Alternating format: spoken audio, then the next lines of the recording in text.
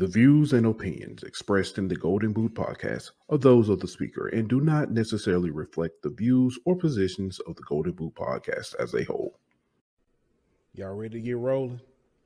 Quiet on the set.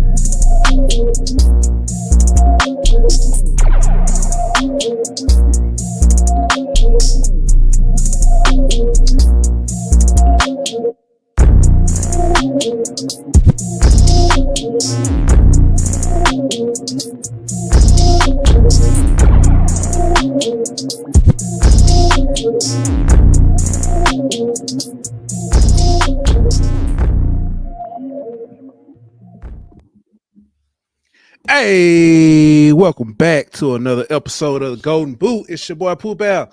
And we sitting here cheering on these LSU Tigers in this top of the eighth. LSU is up 5-3. We got 2 outs, runners on the corners. I think LSU gonna finish this thing out. Let's go ahead and get ready for Omaha. As you can tell, that's what we're gonna be talking about tonight. We're gonna be talking about this trip to Omaha. Y'all go ahead and tell me what hotels. No, I'm just playing. I ain't gonna go that far. But listen, this series or this team came into postseason with a lot of doubt. We were wondering if they were overrated, if they were overhyped. We were wondering if maybe we put too much stock into this team, and then they turned into exactly who we thought they were. They came out fighting. They've been red hot this entire postseason, outside of Hoover. But listen, I love what I'm seeing out of this team, and we hope we can hold on and go ahead and get ready to go to Omaha. What's good, everybody in the chat? Shout out to my man Dave. What's good, Dave? Appreciate you for joining us. Could be anywhere in the world, but you're here with us. We appreciate it. My man Ant not here tonight. We gonna you know what I'm saying? We're going to have him back soon, though. He taking care of some things family-wise. Uh-oh. Is that trouble? They called it. All right. Going to the bottom of the eighth. It's going to be 5-3. LSU going to the bottom of the eighth. Let's see who they bring out on the mound. It might be Hurd or they're going to come back with Guidry. We're going to see. But Brian Turner, what's good, Brian? Brian said LSU is beginning to look a lot like that team that was ranked number 1 early in the season. I completely agree. The dominating fashion we saw last night, today, being able to fight back defensively and hang in there. This is what we definitely need to see. Some I always tell my son, some I always tell Dylan. You know what I'm saying? Defense wins championships. Offense sell tickets. But here we go, man. Let's go ahead and give a shout out to our sponsors over at BetOnline. BetOnline.ag. We'll be back in 1 minute. BetOnline.ag is your number 1 source for all your sports information, stats, news, and scores. Get the latest odds, lines, and player injury reports for this year's NBA and NHL playoffs. BetOnline is always your sports information headquarters. This season, we have you covered for all your sports wagering needs. We have everything from NBA, NFL, MLB, and NHL to golf, tennis, UFC, and boxing. BetOnline is the fastest and easiest way to get your betting info, including live betting options and your favorite casino and card games that you can play right from your home. Head on over to betonline.ag today or use your mobile device to get in on the action. Be sure to use the promo code BLEAV to receive your 50% welcome bonus on your first deposit. BetOnline, where the game starts. Welcome back. All right, what's good, Lonnie? Glad to have you with us tonight. Uh, I don't want to get too much into because I want to talk about game one, but I don't want to get too far into it while we still got game two going on.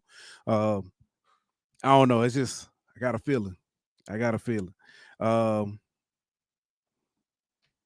but man, tell me what y'all think, man. Hey, actually, y'all do us a favor. Go ahead and like, share, subscribe, send it to somebody else. Let's try to get these numbers up. But let me ask y'all a question, man. How are y'all feeling about this team now that we've seen them not only in the in the regional, but also now seeing them in super regional, seeing how they've been able to, uh, I guess you could say, battle through. How y'all feeling about this team? Okay, and we do have Gidry back out there. He's actually up 1-2 on this first batter of the bottom of the eighth. Got him swinging and throw him out at first. Let's go. Let's go. Oh man. This is so exciting, man. This is so exciting. This will be the first time since 2017. Making it back to Omaha. I don't want to get too far ahead of myself. I'm trying to maintain composure. But listen, we have been saying that this LSU team is a championship team. We've been saying we as a matter of fact, we said, I asked the question, I remember before the season, is this championship a bust? And Ant came and said, nah, because winning the championship is hard. We can't say that. But we can say it's Omaha a bust. And we posted that and we went with it and talked about this team, how good they were, how good they are. And we had people come back and tell us that, hey, that's stupid. You should, that's dumb. To what? They gave him hit by pitch and he was standing over the plate. Okay, that's crazy. But they were telling us that, hey, it's kind of ludicrous to say, saying Omaha bust. Now we looking at this team and we're literally 6 outs away. Well, actually 5 outs away from being in Omaha. He was standing over the plate. How do you give that to him? Okay, this under review. I don't know, man. This is crazy. Man, Dave said, man, it's definitely exciting. Go Tigers. And we hadn't even gotten the football season. Y'all just don't know how bad I really want to talk football, but we hadn't got there yet. And I'm just trying to maintain until we can get there. But man, the kids, the football team is starting to work out. It's getting crazy. But anyway, Brian says, I do like how scrappy and resilient this LSU pitching staff is. Tough group of young men that have been criticized a lot this year. Absolutely. I think after the first 2 or 3 series, I actually came out and said that this is probably the best pitching staff in the nation. Maybe I got a little ahead of myself. We were playing some lesser competition, but this pitching staff has been, as Brian says, very scrappy. They've come out, they've fought through, they've battled through some things. They've been told that Skeens is the only good pitcher, and then we start seeing the emergence of Ty Floyd as he started progressing and he started getting comfortable. And he stopped, between the ears, that calmed down. Then we start seeing Thatcher Hurd, who turned the corner himself. He came in. The big concern was his back injuries, but then he turned the corner, and he has been phenomenal ever since, especially since Hoover. And man, let me tell you, with these guys, they gave it to him. With these guys, listen, I feel like if we make it to Omaha, it's ours. We can take it. Lonnie says, if we can pitch, we can win a natty because the lineup is nasty. Exactly. Exactly. Cousin Nikki in the building. What's good, cousin Nikki? She said, so ready for football. Listen, I'm so ready for football on all levels. We got workout sessions starting tomorrow for Dylan for the little league. So we playing tackle this year. We looking forward to it. So definitely. Um, Brian says, not to get off subject, but how in the hell is this LSU defense going to slow down Jordan Travis and Florida State week 1? And is JD improved enough to score on Florida State's DBs who led the FBS in passing D? I'm going to say this, Brian. You have every right to be skeptical. You do. I don't think offense is going to have any problem scoring on anybody this year.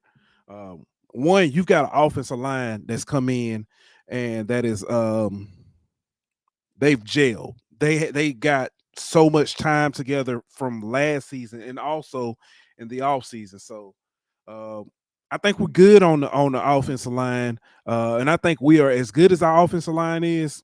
You give JD some time, even if he if you give him a sliver of time, we're gonna be good. Um, uh, Defensive wise, I think you got one of the nastiest front sevens out there. Definitely one of the nastiest front sevens. I have some. I'm not gonna say concerns about our DBs. I do have some slight, saying so a little worries, but I'm not too much. We've seen what this coaching staff can do with our DBs. I'm not worried about that. As Miss Nikki say, those wide receivers make our DBs elite plus pressure up front. We good. Hey, there you go. Iron sharpens iron. There you go. So yeah, Brian, it's I know you actually you watch Carter a lot. So Carter probably be talking about it a lot more as we start getting more and more into that. Uh-oh.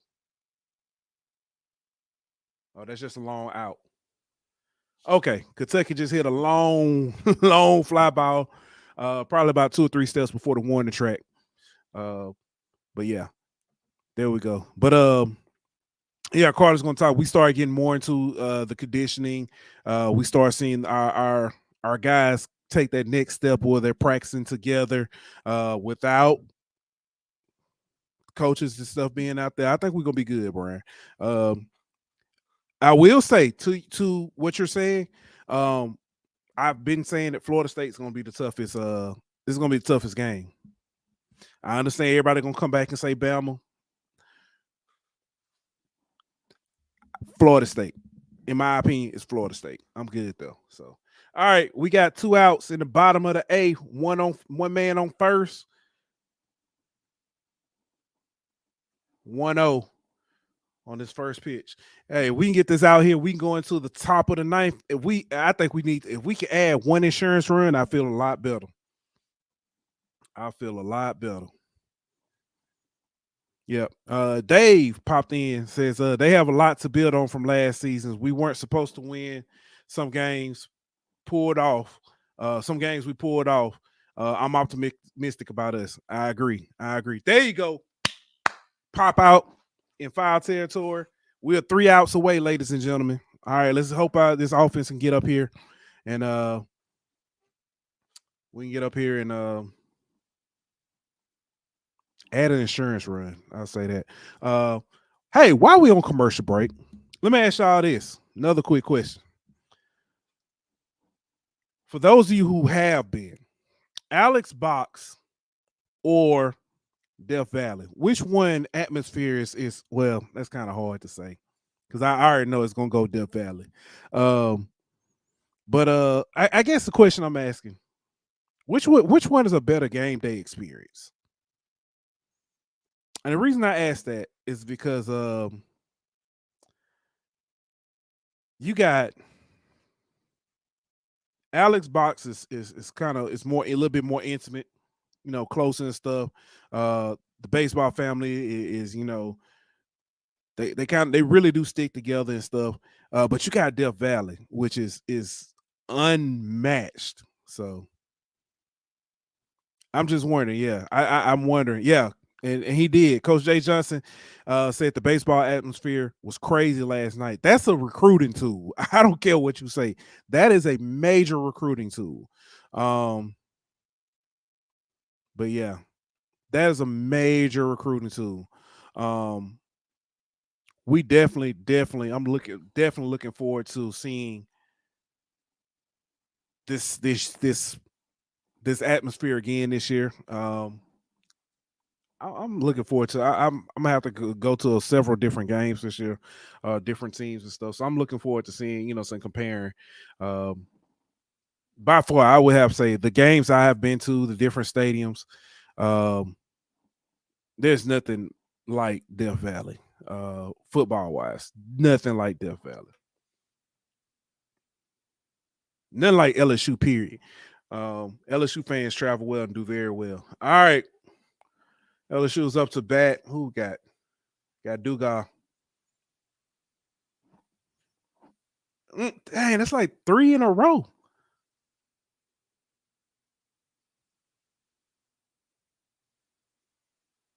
Wow, Dugas hit by pitch again. Um, man. 3 in a row. This man has been hit by pitch 3 times in a row. Ice bath. Ice bath. Ice bath, Epsom salt. Let's go. Let it hurt in the morning. It'll feel good in a little bit. Yeah, we can get 2 runs out of this inning. If we can get 1 run, I feel good. If we get 2, I'm Gucci. So, oh man, let's see. Miss Nikki says that it's a major recruiting tool all sports, for all sports because all athletes were out there supporting each other. That's another big thing. I do like the clarion call that Jay Johnson put out for students to come out support. The student athletes always seem to go out there and support each other. I know several times this year. Before the NCAA tournament and before I think it was during conference play, before things got really hot and heavy, you would see Flage at a lot of the softball games. She was and it came out, she played, I think, baseball and softball. Um, so she, definitely was out there supporting. Seeing Angel Reese out there at the spring game, or just any of the games, definitely I always used to see some of the football players at the basketball games and vice versa. So it's really good to have those players be out there for each other, support each other and stuff. That bodes well in recruiting. That's something else. July is sneakily around the corner. Be on the lookout for hearing a lot more things with recruits. You'll probably see things heat up, see some names and stuff pop up. Just be on the lookout for that. I don't have any inside information as to, say, hey, this person is next or anything like that. But I do know end of June, July is the time when we start seeing all that. So Daniel says it's summertime. Students are at home. Not really. Because you got a lot of students are, I'm looking at it now, you got a lot of students that are there for regional. Also, your different sports have reported back to camp. You got the basketball team reported back, so they were out there. So yeah. Oh, Miss Nikki, I did not see this. Miss Nikki chimes in and says, "Did you see Tavion Galloway decommitted?" I did not. It's gonna be interesting. Interesting. He was a loud voice clamoring for this team for the 2024 class. So I'm gonna have to check into that, look into that. I hadn't even seen that one yet. Oh, all right, that one just Joe Bear just hit one right off the pitcher, hit him in the shoulder. So they're gonna go out and check on the pitcher. But we got man on first and second, no outs. All right, Joe Barry has been pulled, and they're putting in clean. Ooh, that probably looked worse than it actually was. Trying to see where it hit him. Okay, it looked like it rolled off his shoulder, hit his glove. But yeah. Williams is staying in the game. That's the pitcher for Kentucky. So, ooh. All right. We got first and second. No outs. Let's go. Let's get this insurance run. Um, let's see here. All right. Kling is now in the game as a pitch runner. That did come in hot. They said he might be shaking up because that came in hot. Yeah, it is. That's probably one of the scariest things when you're standing on that mound, and you're not you're not far away from them, and that ball comes right back at you real quick.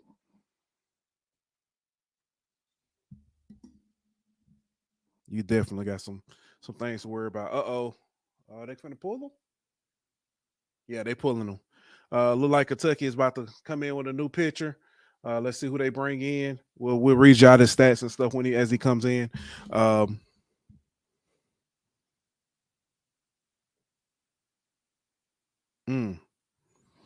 right. Miss Nikki dropped in the article from On Three, talks about Tavion Galloway. Says that they part ways. Him and LSU part ways. So we shall see. More on that come up. While we do have a break, I do want to talk about yesterday a little bit. Yesterday's game, as we know, I'm not even going to talk about the score and the play on the field yet. I do want to talk about the weather, the handling of the game, and all that.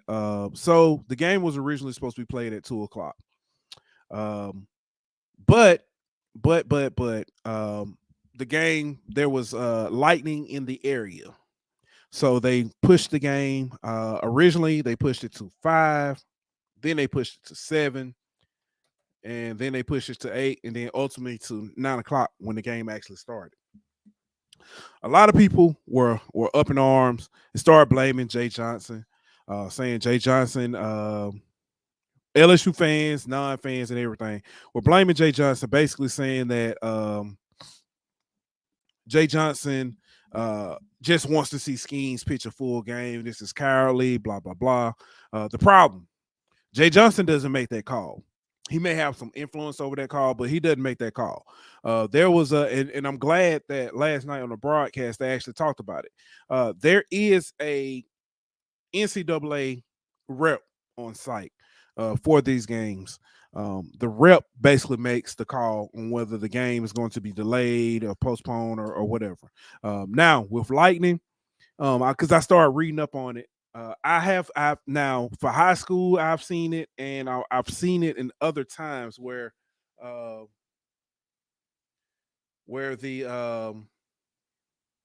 lightning delay is usually typically inside of I think it's like 5 or 6 miles or something like that.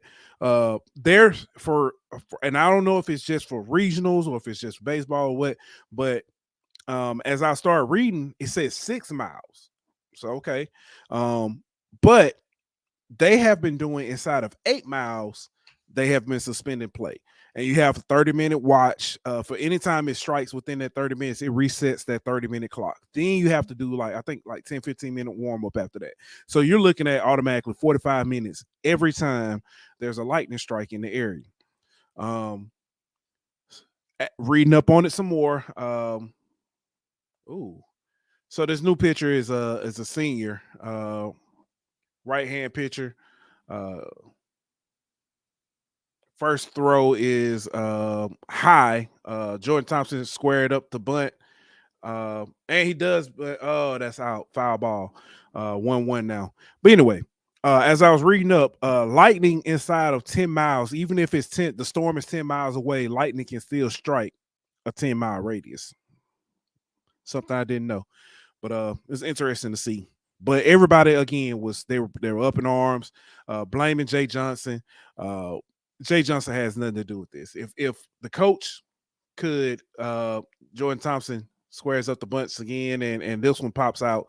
So it's 1-2. Looks like he's gonna be swinging away on this one.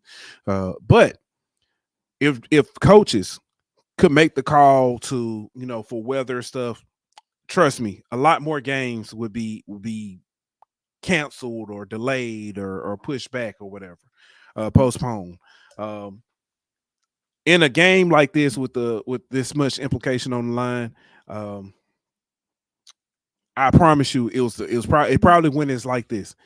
NCAA rep say, "Hey, there's lightning in the area. I want to we're gonna suspend play." Jay Johnson, how much time we looking at?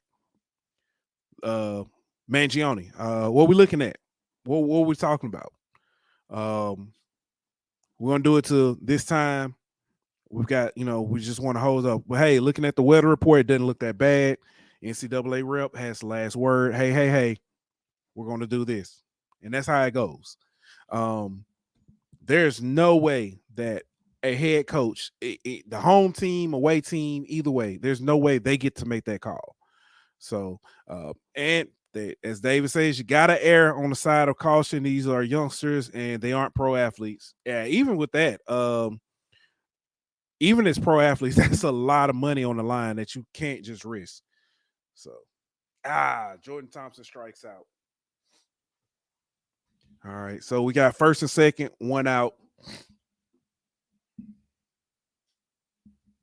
Man, that was wicked. That had a lot of movement to it.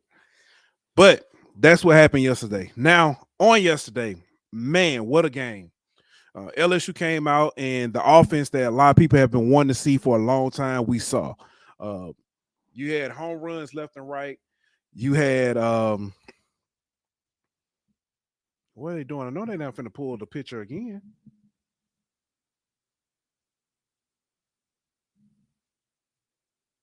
They are. I'm about to have another pitching change. So it's the mental gymnastics portion of the game here.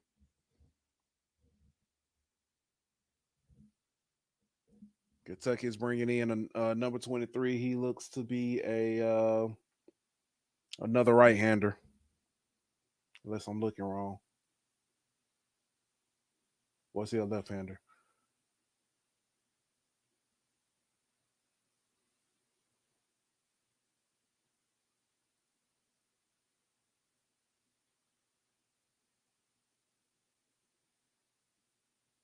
He is a left-hander. Bringing in left-hander Kodo to go against Pearson here at the in the 9 spot.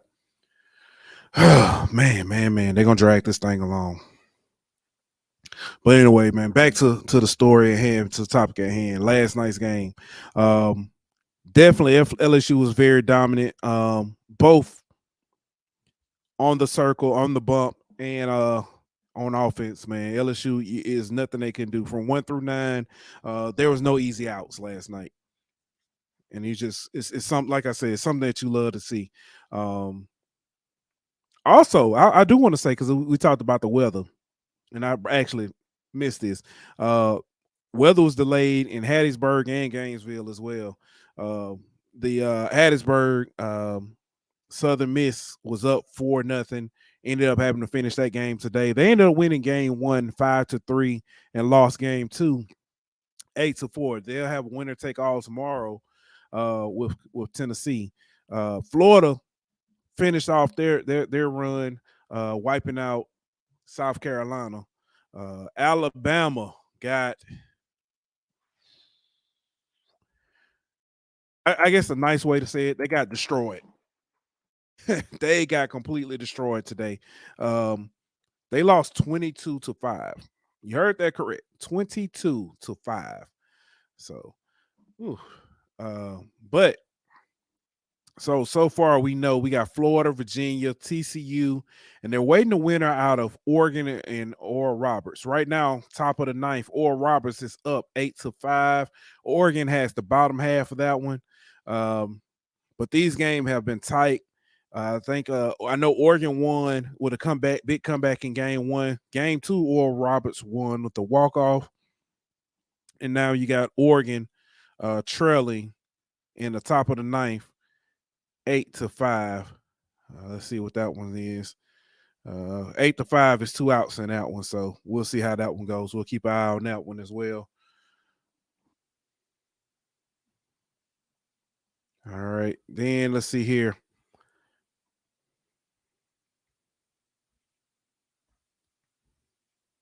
LSU can finish off Kentucky, then they'll move in, and they will be playing, and they'll be in bracket 1 with Wake Forest and those guys. So we'll see. Oh, it's a bad pitch, wild pitch. Wild pitch. Runners move up to second and third. So what's good, Dave? Dave Singley in the building. Hey, y'all go check out Dave. If you're in the North Louisiana area and you've got lawn needs, hit up my man Dave. Dave will take care of you. Brian Turner says Wake Forest looks like a well-oiled machine. They do. They do. I'll give them that. Yeah, we're finna have another pitching change. God dang it. Or is this just conversation? Oh, it's just conversation because this is crazy. But you're gonna do everything you can to try to win one. So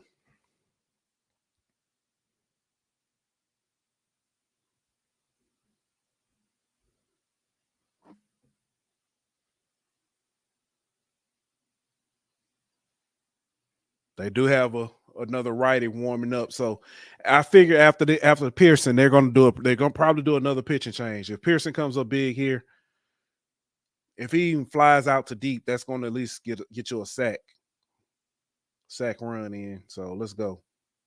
They're pitching around him.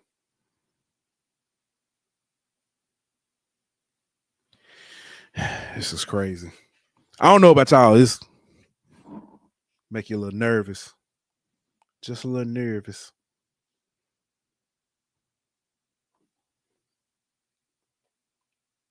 3-0. This is probably gonna be a take.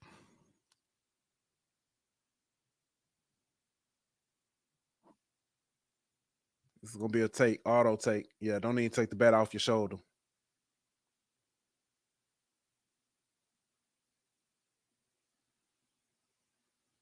Three one. We knew that was coming. All right.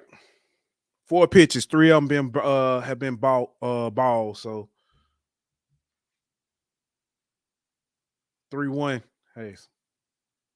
Sit fastball. Oh, walk. Bases loaded. And you got Dylan Cruz up to bat. Bases loaded. Barring a double play, we should have at least one run in, and we'll have Tommy White up the bat. So let's go. Ladies and gentlemen, this could be he's 4 walks today and 1 RBI. This could be Dylan Cruz. This actually is. This was most likely Dylan Cruz last at bat in the box. And the first pitch is a ball.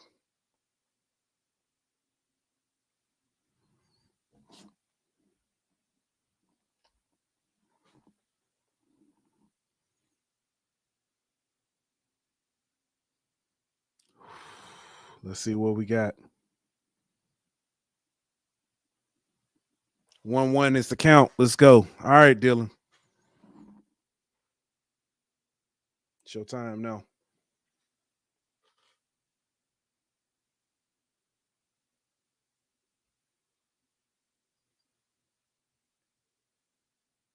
Oh, wild pitch. Runner comes in to score. Everybody advances. So we up 6-3. Runners are now on second and third. 1 out. It's a 2-1 count. Let's see if Kentucky makes a pitching change now. Or they're going to stick with this guy and get through this one. All right, now with Dylan Cruz, with first base open, they're about to walk Dylan Cruz. They're gonna walk him, and then they're going to try to pitch, try to get Tommy White and get him to hit into a double play, induce a double play, pitch and change. Again, we saw that one coming.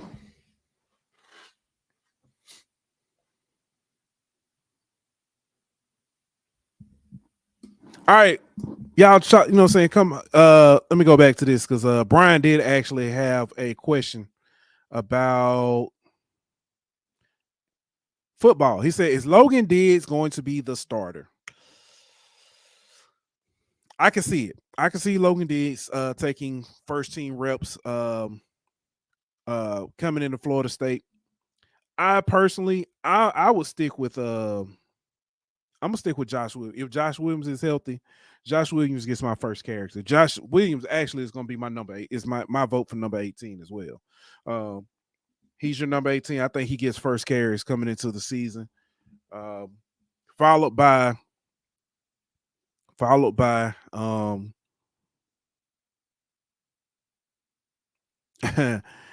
Lonnie says his prediction is Tommy Tank's grand slamming. Uh, followed by but I was saying, I'm sorry, you got Josh Williams, Logan Diggs, followed by Godwin, Caleb Jackson, Trey, and Trey Holly. Not now, I'm not saying in that order as far as Caleb Jackson, Trey Holly. Um, but I do think you see running back by committee, especially early in the season until someone really establishes themselves. Um, and me personally, I'm putting Trey Holly on special teams. He's my kickoff return guy. That's just me, but I don't get paid to coach. We're gonna see. Also special teams. That's gonna be a hot button topic this season. Everybody's gonna be looking to see how this team, special team, looks, especially in comparison to last season. Um, I think it's safe to say that LSU lost maybe 2 or 3. I'm be honest with you. Probably every loss, except for the Texas A&M game, was probably uh, special teams that played a big part in that. That's your Florida State game. That's your Tennessee game. That's your Georgia game. That field goal return, missed field goal return, block field goal return. Yeah, thank you, Noah Kane. I forgot. I did forget Noah Kane. Yeah, I think he's in there as well. So, the bottom just fell out. I'm sorry, bottom just fell out in my neck of the woods. All right, Dylan Cruz is back in there. 2-1, new picture. Let's see how this goes. You got 2-1 count, runners at second and third. Dylan Cruz is up to bat. We got a new pitcher. Same deal though.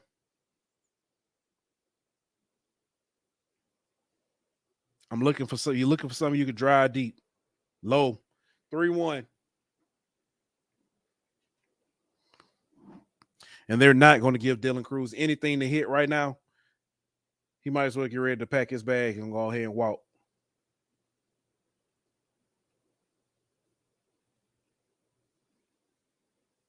Oh, they did give. Oh, that's going to drive in both of those.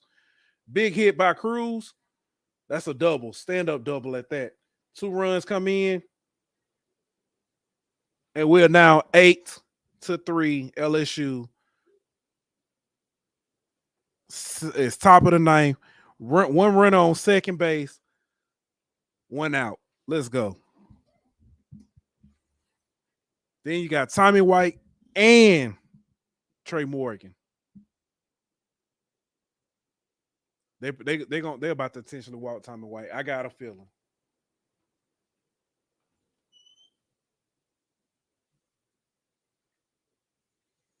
Definitely look like they're about to. They're probably gonna walk him, or they're gonna pitch to him. Oh, did he swing?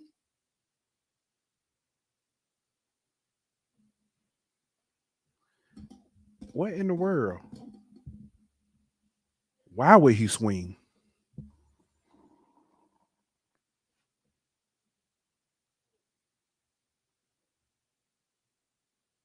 Mm. All right. I can breathe a little bit easier now. Let's talk a little, you know what I'm saying, while we watch this and keep up with this. Let's see, let's get through this. Oh, Tommy White just hit it on the line straight to third base. We got two down. Runner at second. Trey Morgan is now up to bat.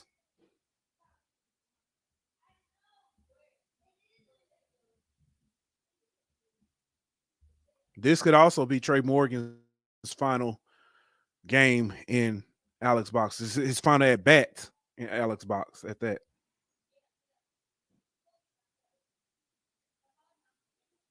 All right, let's go, Trey. And they're about to pitch and change.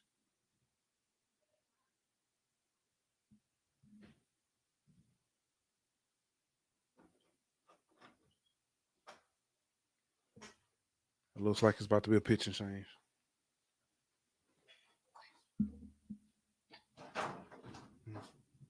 What you looking for, man? Mommy's cover.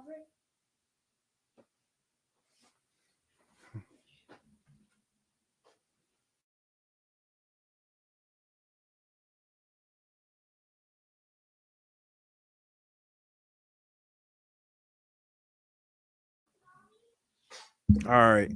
Got another pitch and change. Like I said, you got Trey Morgan up to what could possibly his final at bat in Alex Box Stadium. Oh man, 3 years came and go too fast, too fast. Um,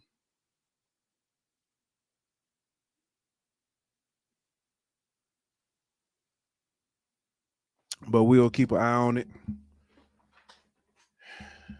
See how this goes. I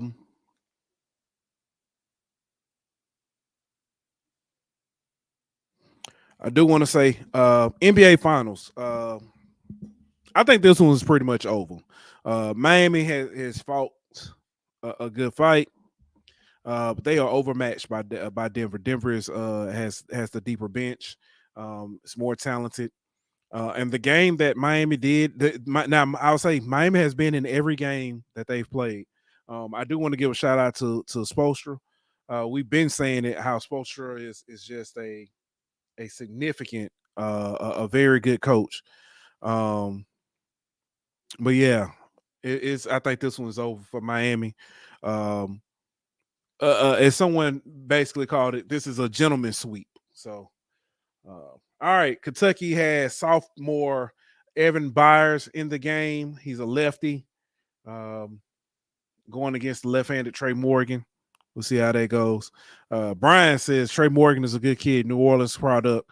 New Orleans produces great baseball talent. That they do.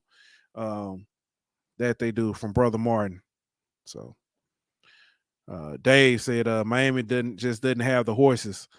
Jimmy looks wild. Jimmy out there Jimmy out there trying to do it by himself. Hey, yeah. Mm, that's a good one. Linus said he can see Kentucky pitcher more in purple and gold if he hits the portal. Yeah. There was a speaking of that, there was another two-way player. I think he's from Wichita State that hit the portal today. He I don't know what infield position he plays, but he's a pretty good pitcher. He's I think he said he had like 97 strikeouts on the season. And hold on, let me see if I can find it here.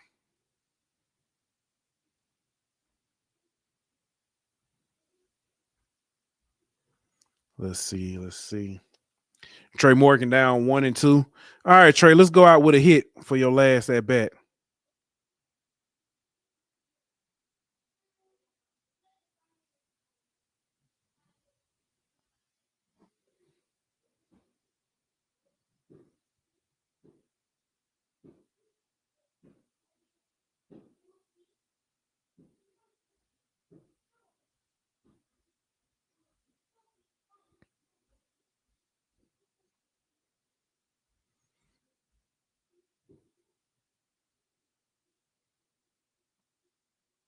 Oh, fouled that off. I thought he got a hold of that one.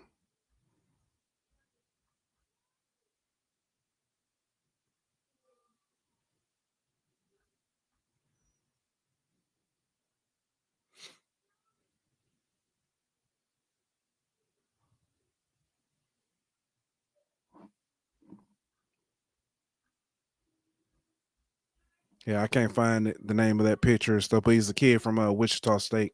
Definitely has a great pitching prowess. Oh, that was two in on the hands. Full count. Let's go. Come on, Trey.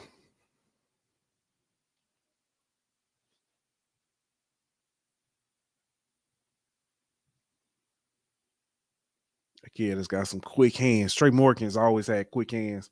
Um, he struck out. All right. All right, fellas, ladies and gentlemen. We're going to the bottom of the ninth. Up 5. So we got that grand slam insurance. Um, Kentucky is actually out hit LSU today, but they've left a lot of runners on base. Shout out to the defense behind the pitching. It's been phenomenal. Um, has definitely kept a lot of players off uh, uh, from advancing and scoring. Been some terrific plays. All right, I do want to stick with basketball. Brittany Griner and the Phoenix Mercury were traveling through the airport in Dallas yesterday. When Brittany Griner was actually harassed by it's a guy, he's I guess you could say alt-right or Republican or GOP YouTuber. And basically he's just he's a guy who's been going around. If y'all remember when Target it was a guy going around Target talking about the pride stuff and hey, take this down, and he's going to buy the shirt and burn it and stuff like that. It's that guy. He was basically yelling at Brittany Griner, hey, why do you hate or do you still hate America, and just kind of just off the wall comments.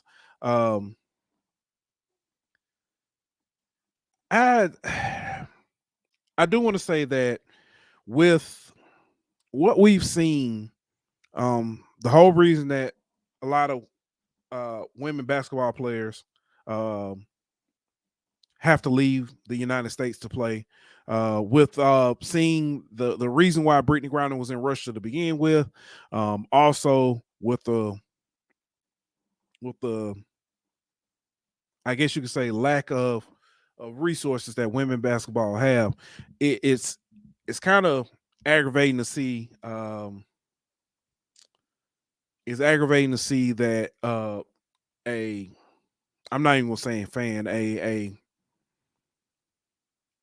non-affiliated personnel was that able to get that close to your athletes, um, and make comments and to because one, I do say, I do believe in freedom of speech.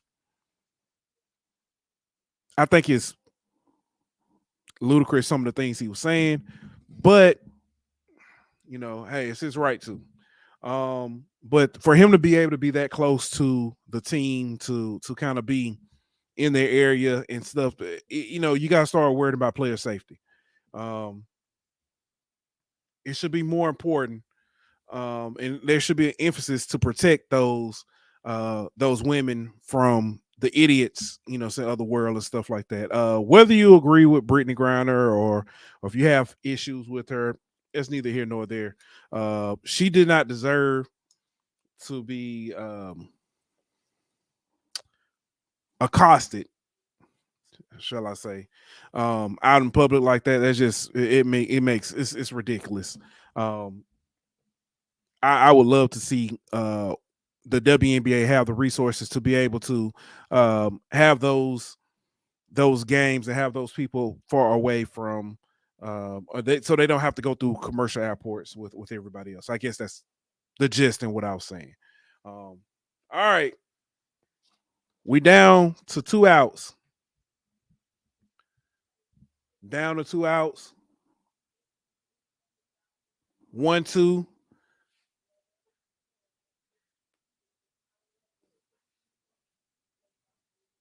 It's a 1-2 count. Petrie's up here. Oh, come on. Let's go, Gidra. Let's get him out. Break a ball. Let's go. Ah, high fastball.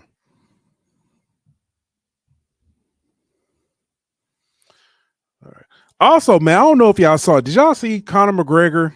There was supposed to be some kind of publicity, some kind of little stunt with oh man, some kind of little stunt with the Miami Heat mascot. Well, Conor McGregor ended up punching this guy twice, knocked him out, completely KO'd the mascot. Mascot ended up having to go to the ER, get treatment and stuff. But it's just crazy to think that Conor McGregor did that without even. Oh, and that's a big strikeout. 1 out away, ladies and gentlemen. But it's crazy that Conor McGregor was able did that. So all right. Down to 1 out. We almost at the 1 hour mark too. Um, you know what? I might say the rest of this until the next show. And we just gonna talk baseball the rest of this show. But I do want to say one thing. Amanda Nunes, last night she had a UFC fight defending her title, and won. 1-1. She won, and then she retired after the match. Said she was gonna give it up. Her mom had been asking her to, stop fighting. So she said she was gonna go ahead and stop fighting. I just want to say, amazing career by Amanda Nunes. That's it. That's it. Ladies and gentlemen, your LSU Tigers are going to Omaha.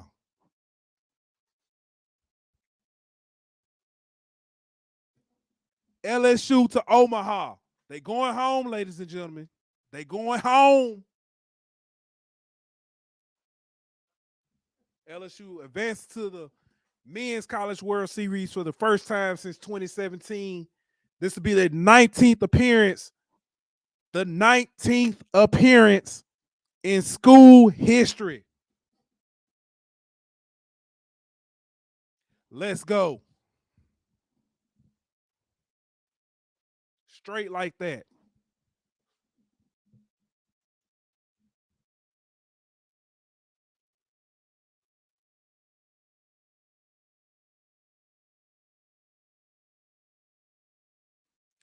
Ladies and gentlemen, Trey Morgan, Dylan Cruz, Paul Skeens, Jordan Thompson, Dugas, they'll get their day. They'll get their day in Omaha. Congratulations, man. LSU will face the winner out of Southern Miss in Tennessee. If it's Tennessee, kudos, great. I want Southern Miss. Let's get Southern Miss so we can finish off what happened last year. We got to get revenge from last year. Let's go. LSU to Omaha, ladies and gentlemen. LSU to Omaha, ladies and gentlemen. I don't know how many times I got to say it, but it feels good to say it.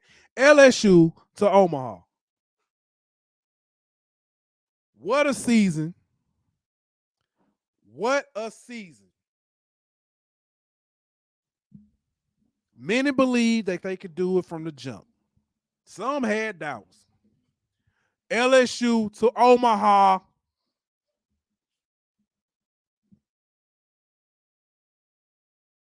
Let's go. Let's go. I don't even know what else to say. I don't even want to say nothing else. Y'all got anything you want to talk about? Let's go. LSU to Omaha. Let's go. Let's go. What's good, Chuck? Chuck was watching the game. Chuck said, I just finished watching the baseball game. We was watching the end of it too, Chuck. Let's go. LSU to Omaha. Go ahead and spell Omaha with all the funky E-A-U-X. It don't matter. LSU going to be there. Let's go. Let's go. All right, ladies and gentlemen. I'm finna go find something to drink. A nice sobering beverage. I'll put it like that. No, I'm finna go act the fool. Hey, thank y'all for watching the rest of the game with me.